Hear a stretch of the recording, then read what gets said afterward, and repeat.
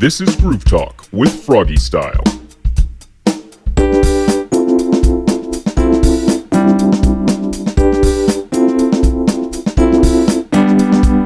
Hello, everybody, and welcome to another episode of Groove Talk. On this episode, I am joined virtually by Steve and Ryan, and they are both members of the band Belvedere. Hello. Ahoy, hoy. Hey, guys. So I guess just to kind of start this off, why don't you introduce yourselves and then maybe give us a little bit of background information on the band? Sure. So I'm Steve. I sing and play guitar, and I started the band in 1995. I do a lot of driving, bad dad jokes, and booking as well. I'm Ryan. I'm kind of the new kid on the block. I've been playing bass for Belvedere for the past couple of years now. I guess end of 2019 would have been when I joined the band. Yeah, just trying not to screw up and trying to I guess, antsy to play some more real shows because a lot of my time in the band has been in lockdown. Talking about things, writing, putting out the new album, but yeah. Awesome. And yeah, could you just maybe give us a little bit of background on the band itself? Sure. So like I say, started in 95. We have been at it. We went pretty hard until 2005. We split up for 7 years. Got back for some reunion shows in 2012, which was mostly just going to be a few Europe things, South America and Canada. Things went really well, decided that maybe we liked each other again, and then wrote another record, continued on, and now we're actually putting out our sixth full-length album called Hindsight is the Sixth Sense, and that's coming out May 14th. Other history, we've toured to probably close to 40 countries. We've played probably 1,500 plus shows around the world. We've been on lots of festivals and done lots of headlining and support stuff. Yeah, it's funny to kind of summarize it just like that. You know, you say 1,500 shows, but that's a lot of days. Yeah. I mean, that's like a couple years worth of shows. Yeah, that's right. Yeah. Some years we were doing 200 plus shows a year, so we were on the road a lot. Yeah. A lot of stuff in the States initially, in Canada, and then it started going overseas, and it just kind of took off from there. Awesome. I mean, I guess kind of what is it like to see the progression of the band like that, and then to eventually kind of, be playing in South America and Europe and stuff like that? Well, it's definitely something I never would have thought of when I started the band in the basement. It's, you kind of hoped at the time that you'd get a chance to play, for some people here or there. Like, I was running a record label called Hourglass Records, so that I thought I was just going to be the guy behind the bands. I never thought I'd actually be in a band that was active. But as time went on and the band got bigger and bigger, and, the other bands either went to other labels or broke up, I dissolved the label, and it was mostly full-time band stuff. From then on. So, it's awesome. It's, I don't take it for granted. I'm in my mid 40s now. I started the band when I was 18, and it still really tickles me to kind of be in places like Italy or Japan, and people are singing everything back to you. It's pretty surreal. Yeah, I can only imagine. So your upcoming album, Hindsight is the Sixth Sense. I guess, when did the writing process begin on that one? Well, I mean, like, it was probably pretty early on. Like, everybody kind of had some things kind of going there. Everybody was just kind of riffing out a little bit. Casey had a couple of mostly full songs kind of put together music-wise.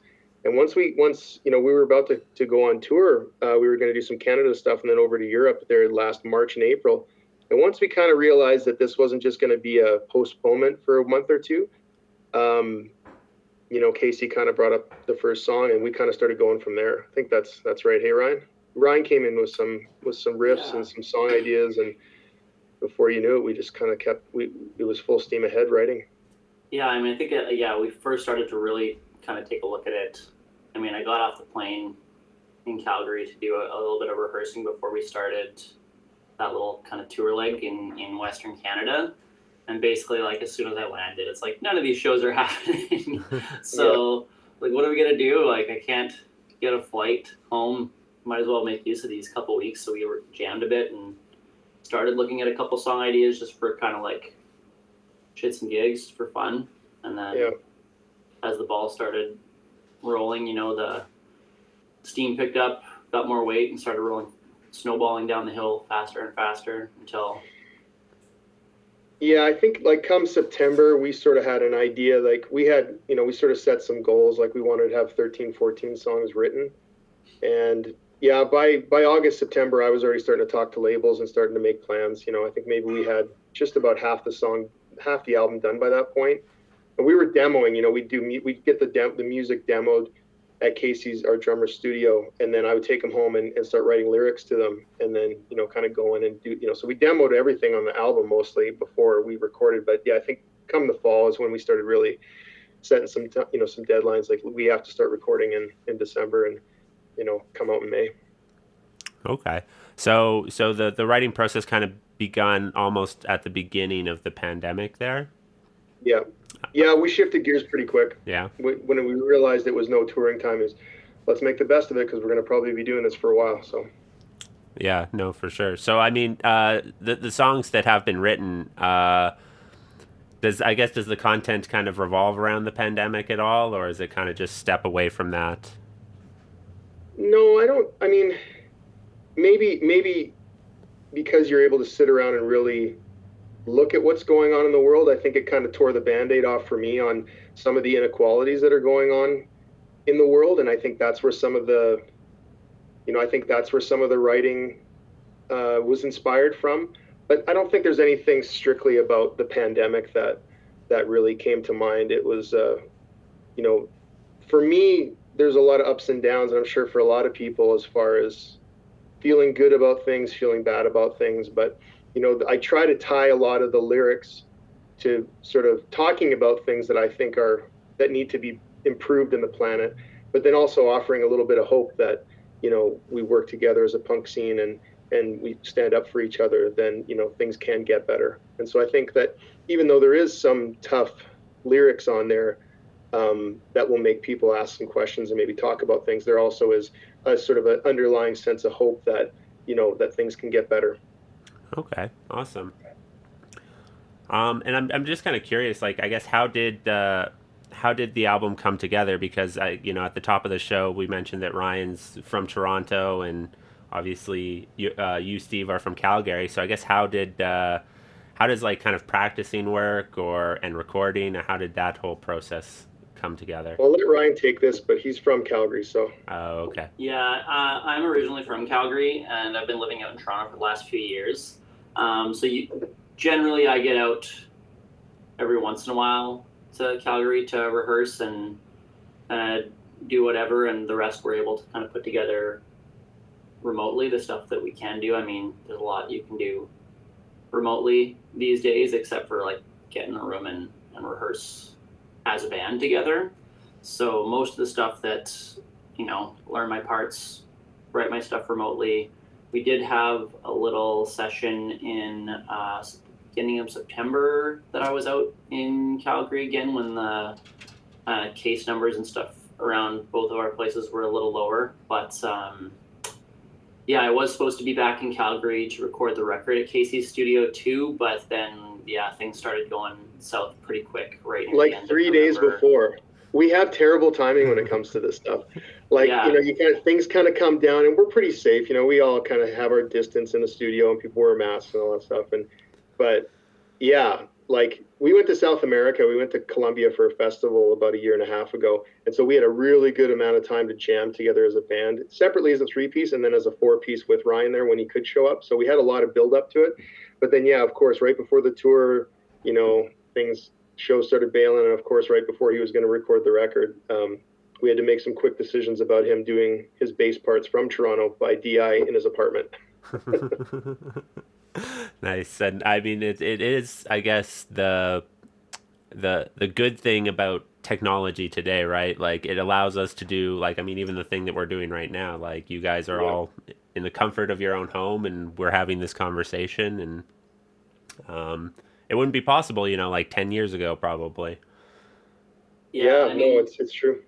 it's nice. I mean, it was relatively pain-free. It took us a little bit more time to get everything done with me remotely overall because there were some extra steps we had to go through.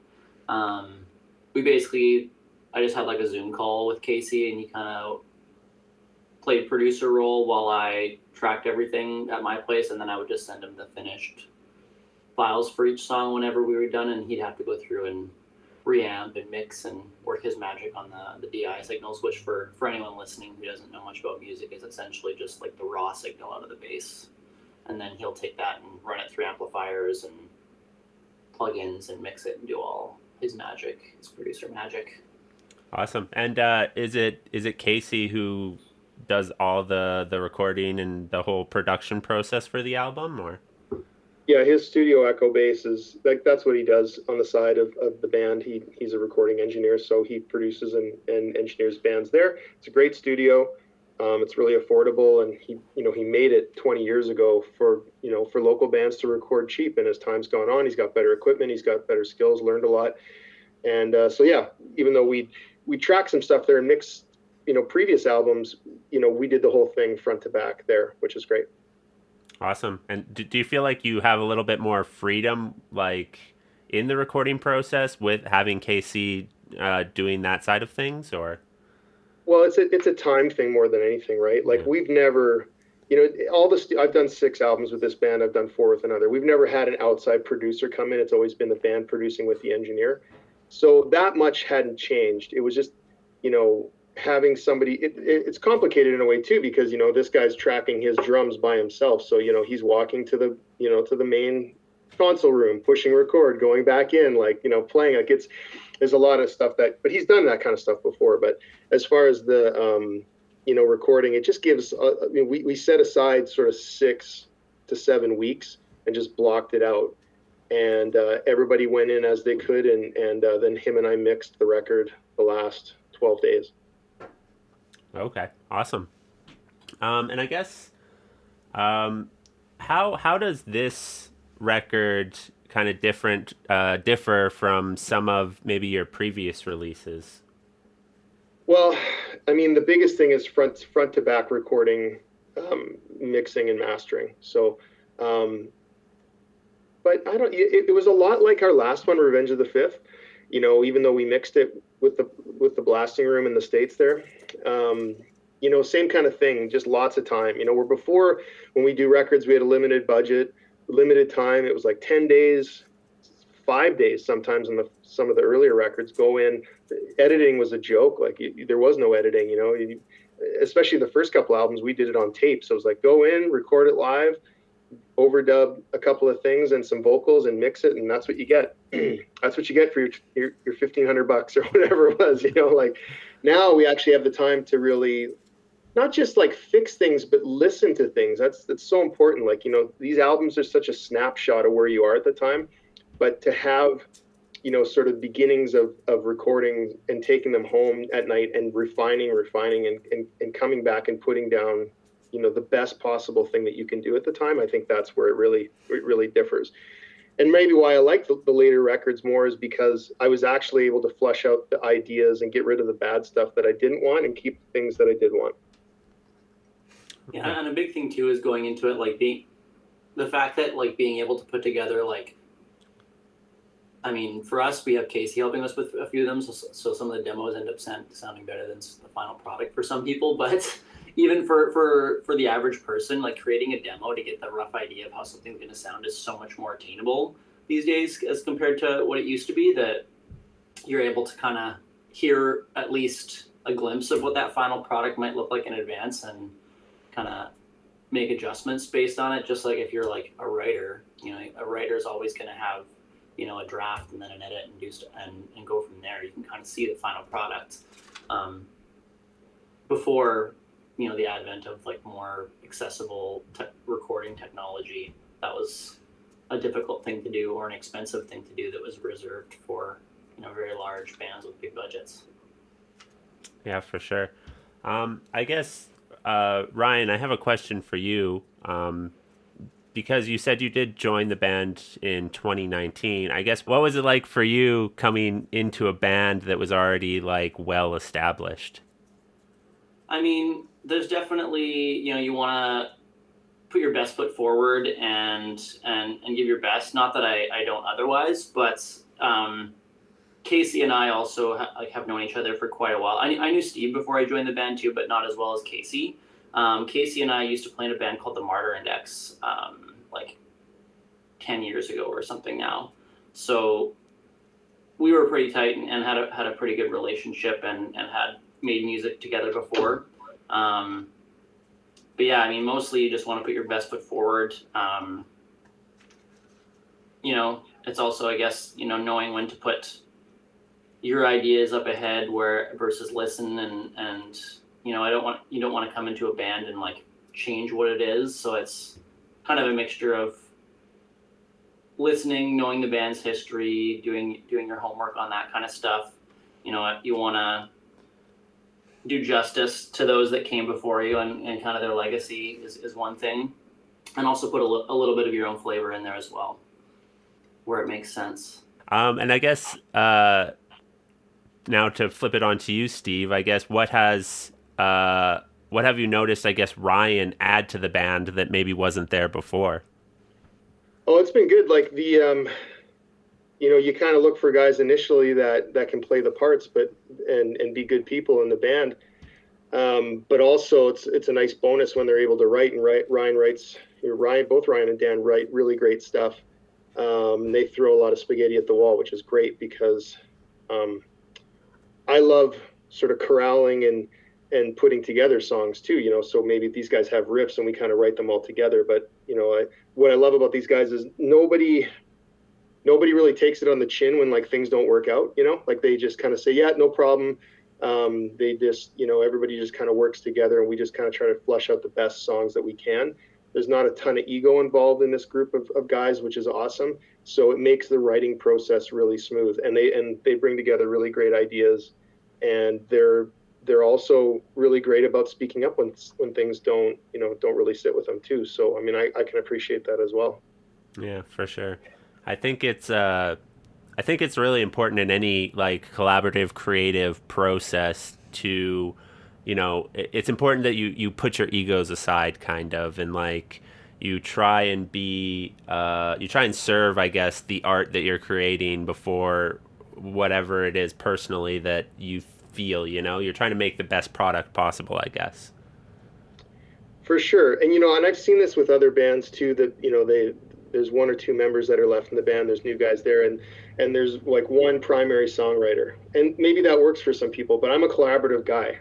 In many aspects of my life, I'm like that, and so, whether I'm writing something in full and bouncing ideas off people, or whether I have some ideas that needs to be worked on as a group, for me the end product is always better when everybody's had a swing at it. It was the same in Belvedere. It was the same in my other band. This is a Standoff. I write better with other people. Yeah, for sure. So I guess the writing process for the band is it very collaborative then? It's not just like one person coming with ideas?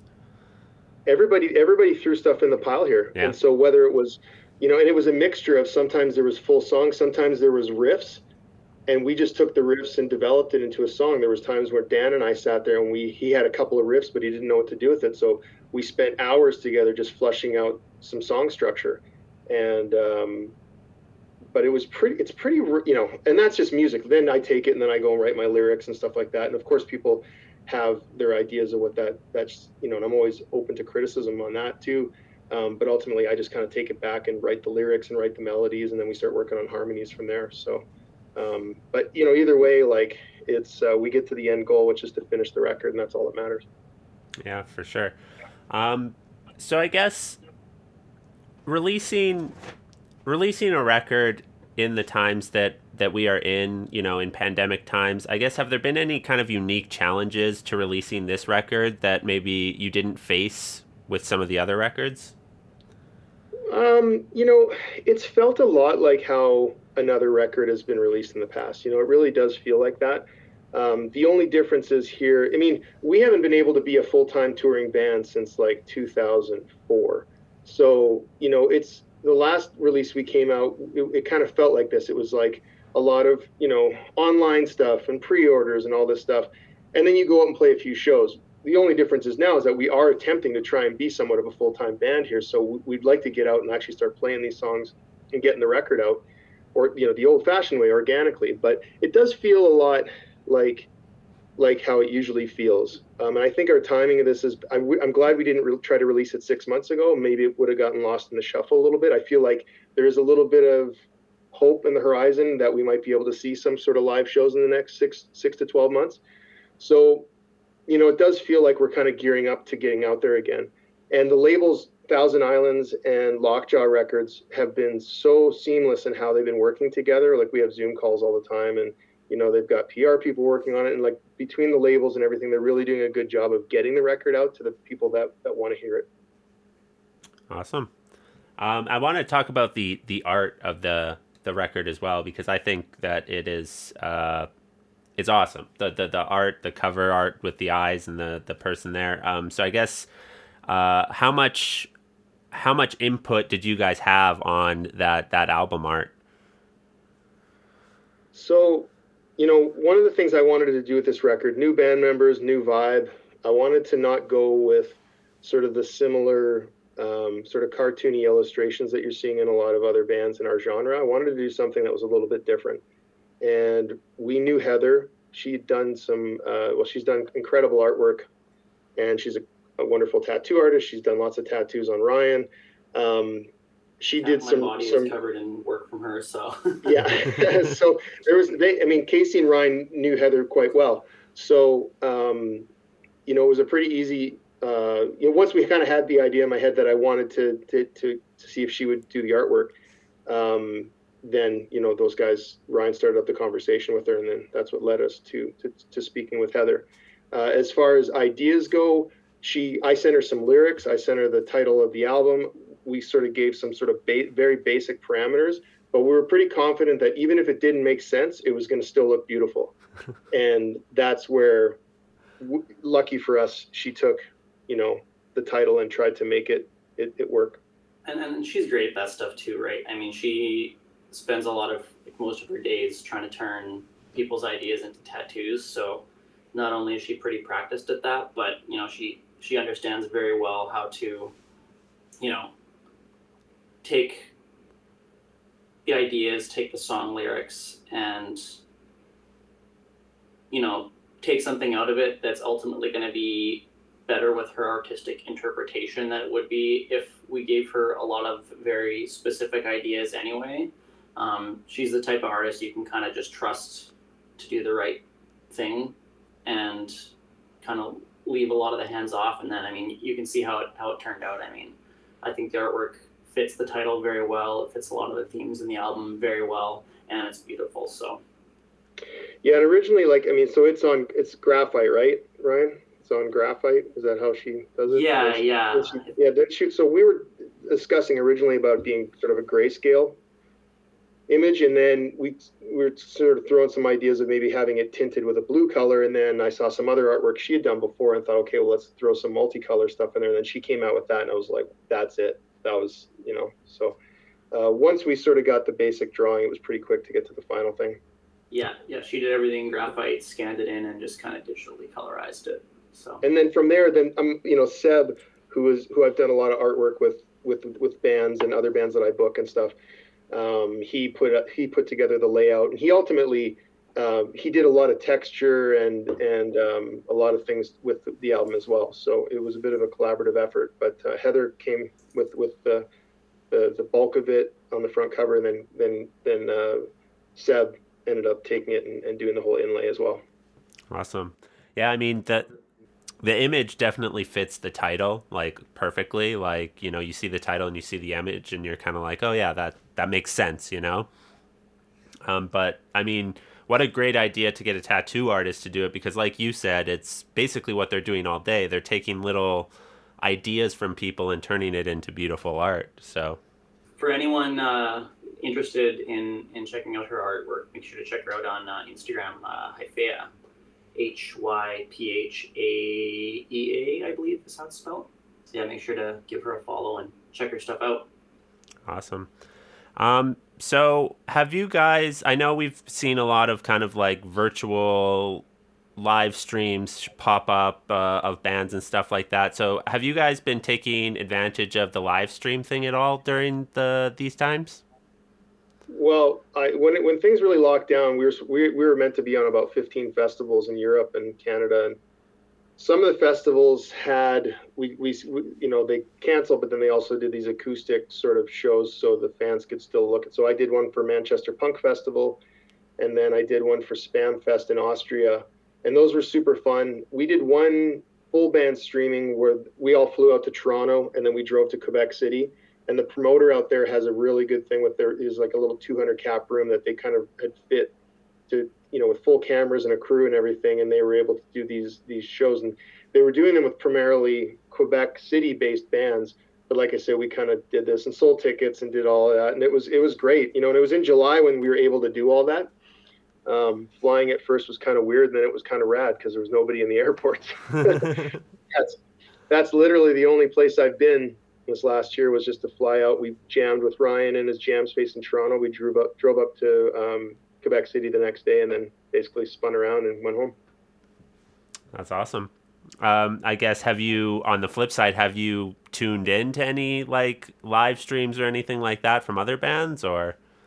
Yeah, so I watched Satanic Surfers one pretty early on, and then Less Than Jake, I went and watched theirs, and theirs was particularly awesome because like they went full production. You buy tickets, VIP, the whole thing, but it was great because they did this live show on a really nice looking stage, and then they had like commercials that they had pre-recorded ahead of time, like used car commercials and stuff, like hilarious shit. And then like they had a contortionist on there and a flamethrower, like it was crazy. And then if you had the VIP package, then there was a whole additional 2 hours of them at Modehouse Studios, jamming a couple of extra songs, talking about old Warped Tour days. Like it was just like, I don't know if anyone's done it better, but they don't all have to be like that. Like I've watched lots of people doing acoustic stuff. Like Seth Anderson's always on there doing live streaming. Walt Hamburger's always doing live streaming.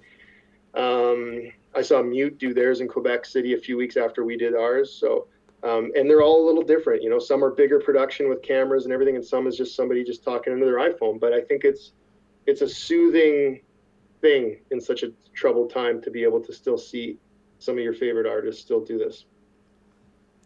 Yeah, no, I definitely agree. What about you, Ryan? Have you tuned into any cool live streams, or? Yeah, I caught a couple of the ones that Steve was mentioning. I think I caught the Mute one and the Satanic Surfers one. I feel like a couple of the ones that I really would have liked to have seen, I didn't find out about until after they happened, and they were like, you couldn't like buy it after the fact. I heard that there was a really good July Talk one apparently that I missed. I saw like a couple clips from, but I wasn't able to get actually into. And I heard that Every Time I Die one was pretty wild too. I think they did the kind of thing where they had like some like commercial type stuff, and then I think they had like a little talk show type thing where they had like guests on remotely and all that kind of stuff. That seemed pretty fun. But again, I didn't hear about it until like the week after it happened, so I missed it. Yeah, no, that's fair.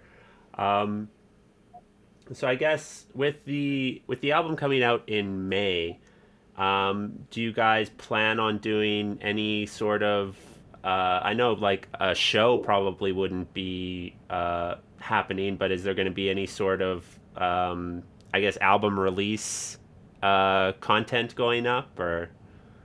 Yeah, so we're kind of playing it by ear, but we do have some tentative things. We felt that end of May was too soon, but maybe end of June, maybe into July, we can do some local stuff like distance shows. Like with some of the venues we're doing capacity at 25%, so we might be able to do something like that. Only if it makes sense, and we'll just kind of play it by ear. But we sort of got a few things lined up. Yeah, I think just like kind of probably everyone else, not just musicians, we've kind of learned to just realize that at this point it's, we have to play things by ear and see what's possible at the time, because things are changing all the time, and this has lasted a lot longer than most people had expected already. So, we want to be hopeful. We want to try to think about things, but we're not being too noisy or making too solid plans about anything, just because we know what the reality is right now. So Well, I've already canceled some things 3 or 4 times, so I'm tired of announcing things and then rescinding them. So I'd like to, even if it was like 2 weeks before and we're like, yep, we're going to do it, then, that would be great too. But I've got a whole ton of things kind of lined up there for the end of 2021, early 2022. And again, it'll just be a matter of waiting to see if we can announce that stuff yet. But we got 3 Europe tours to make up and a whole bunch of Canada stuff and some South America stuff too. So What's it like to go down to a different country? Like, I've seen some of the shots from you guys playing in South America on like those giant stages with those giant crowds. Like, I mean, what does that feel like, I guess, going to a different country and then playing to a crowd like that and having them, know your stuff, I guess? yeah, I mean, it's kind of means everything, really. Yeah. This is a tough life to put, your life not on hold, but you stray away from the normal things that people do. You leave your family and friends for months at a time. So it's not for everyone, but coming from a guy that spent a lot of the 90s playing in front of 10 people in basement shows in the States, to get up there in front of 25,000 people and have a good chunk of them know your music, it means everything. All the hard work, the loss of everything, it all makes sense when that kind of stuff happens. And sometimes the biggest shows aren't always the most fun shows, but I'd be lying if I said there wasn't a sense of feeling like a little bit of a reward there when you get to make it up there on those places every once in a while. Medellin is in particular, like the show you're probably talking about in Colombia. That was awesome because we hadn't been in Medellin since 2003, I think. And, we did it with DIY promoters and we went to Bogota and Medellin and we played there twice, and we went to Chile and we were in Venezuela, and we hadn't been back there since then. And we'd done some touring with Lagwagon and Pennywise and Comeback Kid down in South America since then, but it's only been Bogota in Colombia. So this was to come back and play this sort of city festival, where we're playing with this eclectic group of bands all over the spectrum of music, and it's a free show that's put on by the city of Medellin, and it's called Altavoz Fest, and Altavoz, and they put it on every year the last however many years. So you get up there and you're first off, you're sound checking at 8:00 in the morning. So you get an hour to sound check, and you're looking out, and it's a football field out in front of you, and you're like, how is this going to go, right? And then you go back to the hotel and you chill and you see the city a little bit, and you come back. And, you get like 3, 4, 5 o'clock, like 6 o'clock, like the sun's going down. You're like, okay, this is starting to look pretty good. And then you get up there, and by the end of our set, it was packed. And it was crazy. People were singing along. A lot of new people that had never heard of us before, but were super appreciative and kind. And the people, the festival and the promoter treated us like gold. And it's awesome, And then we go back and we play in front of 100 people in a small venue in Canada. Like it's all the same, but it is a neat dynamic sometimes to sometimes, this ride can be very cool for sure.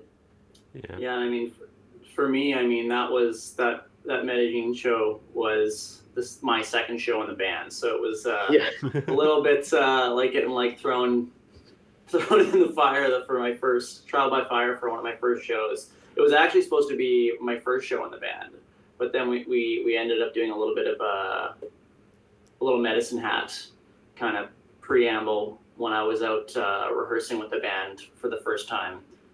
After I joined the band, I flew out and we spent a month rehearsing to get ready for it. And I mean, I guess my feelings are probably a little bit different than Steve's, because at that point, I hadn't really been a part of creating the music. I was just kind of stepping in and filling some big shoes at that point. But, I've personally, played tons of shows to small amounts of people, toured all across Canada, and done the thing where you play to, sometimes 1 or 2 people type thing. So getting a chance to play in front of that many people and having that many people excited is definitely a unique experience. I wasn't really sure how it was going to go, because that's, not an experience everyone gets to have in their life, but it was a pretty wild adrenaline ride for sure, and it was definitely fun.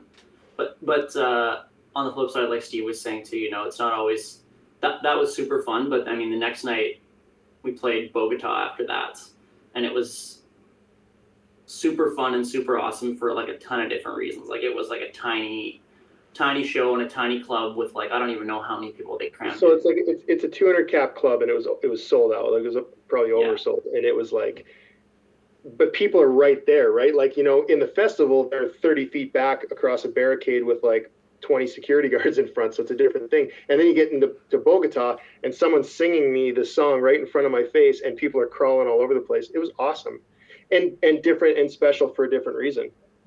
Yeah, no, it's kind of cool that you guys play in a band and you can kind of like exist in both worlds, right? You can still play those clubs, but you also get to go and play like these huge, large crowds, right?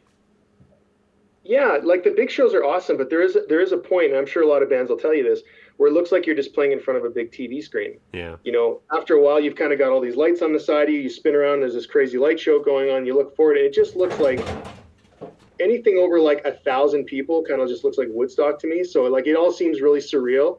And so you just kind of go through the motions a little bit, you know, and try to have fun and try not to run around too much because the stage is like 100 feet long and you're going to get winded by the time you get back to the microphone. Where like I'm in Bogota and there's like, you know, 50 people surrounding me. I can't move anyways. And so that's my excuse. So, you know, I get to just sit there and like, you know, yeah, I'm trying, but you guys are you know, and that's like, I'm thanking my lucky stars I don't like run out of breath because I can just stand there. Yeah. Which is also funny because Bogota is like 8,000 feet above sea level. So I was already sucking wind when we got there. So. Yeah, I think Dan just about like gurfed on stage there. He had to take a knee for a bit for, I can't remember what song it was, but he was like, I'm gonna sit down for this song. Yeah. You know, it's awesome to see your favorite acts, you know, at the Saddle Dome or wherever in these big venues, but all my favorite shows are in those, like, that club setting where it is more intimate and the band's right there and you can see them, and like, it's just like, that's how I personally like to enjoy music. Because, like, yeah, you feel a little bit disconnected from the band when you're at the Saddle Dome and you're mostly watching them on the screen because you're probably sitting, like, so far back. And it's like, it's those club shows and seeing those bands in, like, intimate venues that are kind of really what it's about for me personally. So, well, I think, like, you know, this is where it ties into the band knowing where they sit with things and their agents and everybody kind of knowing which rooms you should be playing for. So nobody wants to play in front of a 500 cap room with only 100 people in it. You'd much rather go to your local bar and play in front of 100 people in a 100 cap room, and it's going to feel like a big show anyways because it's packed, right? You know, ideally, like, this is just my opinion, but I love 500 to 1,000 cap shows that are packed, right? Because you're going to get a big enough stage, a big enough sound system to have that kind of big show feel. There's enough people around you that it gives a real sort of community. It's an experience you're all going through together. There's an energy to those shows. It's not so big that you have shitty sound, which is, you know, unless you have like some of the top sound guys, it's tough to make a Saddle Dome show or an outdoor festival show sound really good, right? You got to have the right people for that. So I really love that sort of Dickens size, like 400 cap room where it's just jam packed, because it just, like, that gives me a feeling that I don't get in a lot of other places. Is that, you know, that's a special sort of sweet spot for me. Yeah, no, I could see that for sure. And like I said, those are my favorite shows too. And I think you touched on something a little bit there with your answer, is that it kind of provides that community feel, right? And I think that's what we're all missing with the lack of live shows right now. And as much as you try with live streams, and I guess it kind of delivers a community feel with, like, in the chat or whatever, if you show the fans, but I think that that's kind of what's missing right now, is that community feel of going to see, you know, whoever play with, like, a bunch of other people. Like, there's something intangible about that feeling. Yeah, I mean, there's ways to, I mean, people are trying to get around that and trying to find ways to connect digitally a little bit better. And I think, you know, live shows are progressing a little bit more on that, but there's no replacement for the real thing. Yeah. Do you guys have a favorite show that you have played with the band? I mean, maybe we touched on a couple of them, but do you have a show that kind of really sticks out in your mind? You can take that, Ryan. You've probably only got 4 shows to talk from. But. Yeah, I mean, so far both of the ones in Colombia for different reasons have kind of been my favorite. I don't know if I could pick one over the other, because it was, you know, that one is like the biggest crowd I ever played. I think Belvedere's ever played too, if I'm not mistaken, Steve. Yeah, that's probably that's number one or two for sure. Yeah, so that, and then the other one in that small club, there was just so many kids going nuts that it was just kind of weird to describe. You almost like have like an out of body experience, like looking at like how much mayhem is going on all around you with everyone in the pit and like singing all the lyrics, and there's just so much happening all around you that you're just in the zone doing your thing and you don't even know. Like it's just all happening. You're not even thinking about it. Yeah. And I have a like, few. I've got probably a lot. I've probably got 20 or 30 that I sort of consider favorite shows. But I'd say a couple that stand out. The first time we played Montreal, we were on tour with Bad Religion and Strung Out. That was in 1999. Probably the biggest show, definitely the biggest show we'd played at that time. And it was an outdoor thing at Parc des Îles or Jean-Parc Drapeau, this nice island off of Montreal. And, we played and it was like the sun was going down, packed show. And that was cool. I remember the first time we played a show in Japan, we played with the Vandals and Useless ID in Tokyo. And that was really special, like a big show. And it was like people knew us and it was so trippy because I never thought we would tour to a place like Japan.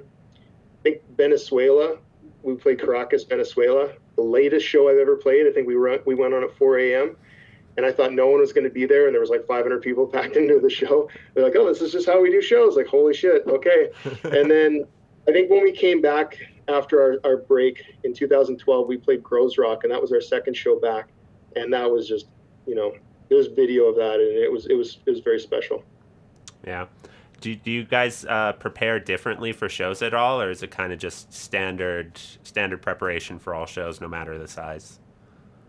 Well, that's one thing I've really liked about this band is we give it whether it's 10 people or 10,000. I think it's just the banner size is the only thing that really changes. Yeah, we had to get a bigger one though, right? Because wasn't there. We had a lot of festivals coming up, yeah. And I was like, it's kind of was a bit of a joke, like on some of these bigger festivals in Spain and stuff. It was like someone kind of said, "Do you think you guys need a bigger banner?" Yeah. The old 8-footer club one isn't going to quite cut it, so I got a bigger one just in time for all the shows to cancel. So since you are both from Calgary and you've been around the music scene for a while, I'm just kind of curious, I guess, how have you seen the Calgary music the Calgary music scene evolve over the years? That's a tough one. I feel like, I'm a little bit younger than some of the other guys in the band, and I kind of came up on the tail end, I feel like, of some of the like heyday of the Calgary scene. But also some of the new stuff coming out and I think it's starting to take a turn. Like for a while, it seemed like a lot of younger kids weren't as interested in going to shows. There's a lot of the all ages scene, at least from where I was seeing it, started to go away. But I feel like was starting to come back before all this pandemic stuff hit. And there was a lot more community coming back into the shows, and it was. But in a more inclusive way, which I think is a really special. I think there's a lot more, young women and non-binary people that are getting involved in the scene and are some of the people that are, instrumental in that kind of community feeling coming back, which is really nice to see. Events like Rockin' for Dollars, like and BJ starting that up are really cool to see. And I think, things like that are instrumental in kind of bringing back that kind of all ages heyday scene. I'm not sure if we're quite back to the level it was, in the late 90s, early 2000s, but I'm seeing some positive changes in it, and I think it's starting to come back around. So I started going to shows in 92, and it was, sort of before you sort of had these sort of subdivisions of genres. Everything was just alternative music back then. You'd go to the Black Lounge on a Friday night and you go see bands, right? So whether it was like DOA or Rusty Nails or bands from Vancouver or local bands, some were sort of, more sort of like alternative rock, and some were more kind of punk. And as things kind of moved along, and bands like NoFX and Pennywise and bands like that started coming through Calgary, and all of a sudden we were going from 300 cap room to like Mac Hall, and all of a sudden there was 1,000 people there, and I'm like, I can't believe this many people like the same music that I did, So I saw that kind of progression as we got to sort of 94, 95. And the all ages scene was really strong for a lot of bands for a long time. I'd say, bands like Belvedere and Downway and Showdown 76 and DeVille, and these bands had a pretty good thing going from, 97, 98 all the way till probably 2003, 2004. By that point, we sort of split up, and then I kind of lost track with a lot of that. But, there was a time where we could play all ages shows and bar shows the same night sometimes, or in the same weekend. We do 2 shows in a row, and it would be different crowds, or a mix of some people would come see both shows. Now it's a little tougher for all ages because our age group has gone past the 20-somethings to the 30-somethings to the 40-somethings. So it's like, now they're trying to find places for their kids to go to all ages shows. So dad can come along or mom can come along to go see, So it's the dynamic has changed. But, Graham and major, minor, minor, major, minor, and organizations that are, focusing on all ages shows, and we played a few of them. I think it's great. And, maybe it's not the sort of 400 person, Carpenters Union Hall shows or multicultural center shows, but it's still important for them to do this. And I think, people always say, well, how do you get the kids into this? Well, that's how you get the kids into this. Give them a place like a bowling alley to put on shows and get people into punk and alternative and hardcore and stuff. I hope I see more of that over the next little while. It's certainly what does it, because we don't have like the revolving door of the festival circuit here. People can drink when they're 15 or 16 years old. They can go to the festival by themselves or with their parents or their uncles and get into NoFX and bands like that where, every year there's a new crop of kids coming out to see punk and hardcore and metal and stuff because they all kind of do these festivals together. And we don't have that here. So our crowd, the club crowd, just kind of gets older. There's no Warped Tour anymore. There's no, whatever. So that's where I think the European scene really is stronger because they have that sort of, foundation for everybody to go to. But as long as people like Graham are putting on all ages shows here, you're still able to present that to the younger generation. And I think that's maybe the most important thing. Yeah, no, I definitely agree. And the work that Graham is, doing at Major Minor is, I think, really, it strengthens the scene for everybody, right? Because if we want the scene to continue, we need to get the next generation of music lovers into it, right? That's how we propagate the scene and make it better. So, totally. Yeah.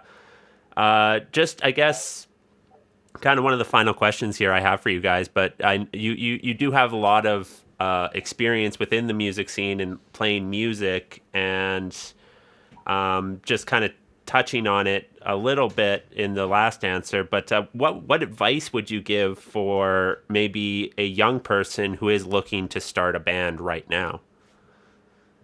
Well, I think Chicks Dig It said it best when they said, don't start a band. Yeah. Whatever you do, don't start a band. Don't start a band. Some days I think that's good advice. So I think the biggest thing is don't rely on just the biggest mistakes that I've seen over the years, and I've played with a lot of bigger bands. The biggest ego that I've ever experienced is from local bands that draw 30 people in their town, and they think that this is how, I don't know what it is. It's like, you don't have to give attitude when you see people, like appreciate where you are. But I think networking and being nice to people will always be the first advice I tell people. We didn't get anywhere because we were good or because, we had people pulling strings for us.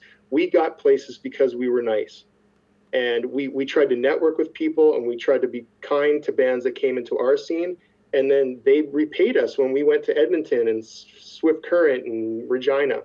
That's how we sort of got our little circle a little bigger and a little bigger and a little bigger. But it was reaching out and just like connecting with people and just being kind and trying to help people where you could. That's what I think is the biggest thing. Drop the attitude and just try to network with bands as much as you can. And you'll be surprised, and focus on your craft. Like, don't just write stuff you think is good enough. Write stuff that you think is your best stuff. Yeah, I think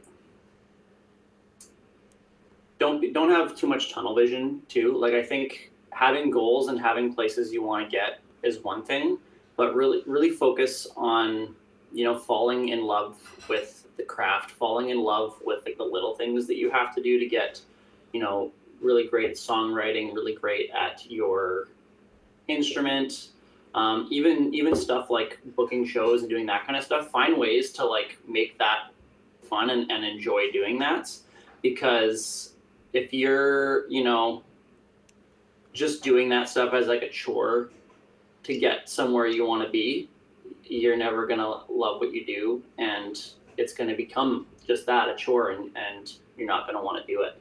So find ways to, love practicing, find ways to, to make sure you're enjoying the writing process, and you're enjoying making the best songs that you can make. Yeah, your band will have a short lifespan if you're not enjoying what you do. Because for the other 23 hours a day that you're sitting in a band and you're spending all this money and you're away from home and you're potentially playing in front of nobody, you have to love playing this music, because otherwise you're just kind of fooling yourself, right? Mm-hmm. So yeah, you got to love it. And if the love is there, good things will happen.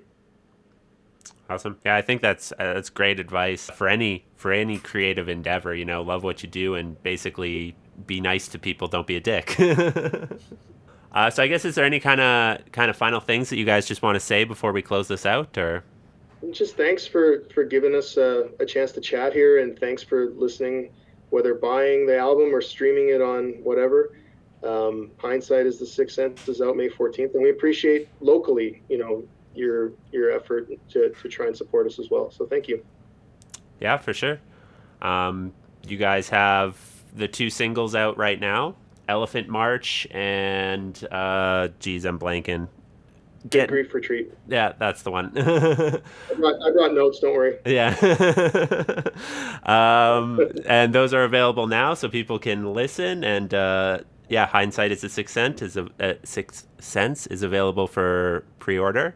And it comes out on May 14th. All the links will be in the episode notes, so that if people would like to connect with you guys or find your music or your social media or whatever, it'll be easy for everybody. And thank you very much for taking the time to talk with me. This has been fun.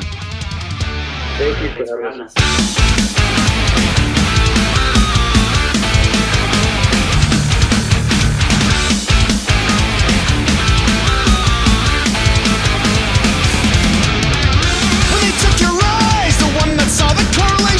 That the corruption crossed the line. When they took your voice, the one that yelled in desperation, the ones they fear would end their time. We're desperate for love, it ended with time, but then we have to accept our fate and shorten your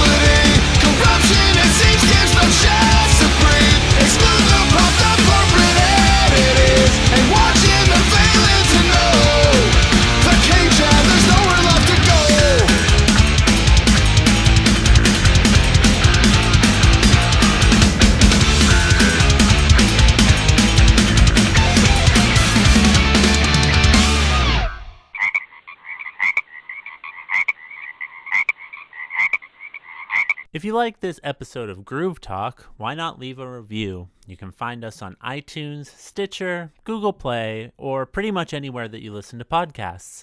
Help us break through those evil algorithms and reach the most amount of glorious listeners that we possibly can. For up-to-date information on the show, you can follow us on Facebook, Twitter, and Instagram. And you can find us at Froggy Style Productions.